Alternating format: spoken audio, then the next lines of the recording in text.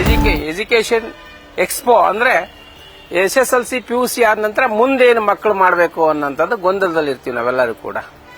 ಅವಾಗೆಲ್ಲ ಬರೀ 1, 2, 3 ಕೋರ್ಸ್ ಇರ್ತಿದ್ವು, ಸೈನ್ಸು, ಕಾಮರ್ಸು ಅಂಡ್ ಆರ್ಟ್ಸ್ ಅಷ್ಟೇ ಇರ್ತಿದ್ವು. ಈಗ ಬೇರೆ ಬೇರೆ ರೀತಿಯ ಕೋರ್ಸ್ಗಳು ಬಂದಿರೋದನ್ನ ತಮ್ಮ ಗಮನಕ್ಕೆ ತರಬೇಕು ಅನ್ನೋಂಥ ಒಂದು ಒಳ್ಳೆಯ ಉದ್ದೇಶವನ್ನು ಇಟ್ಕೊಂಡು ಈ ಚಾನೆಲ್ ಅವ್ರು ಮಾಡ್ತಾ ಇದ್ದಾರೆ.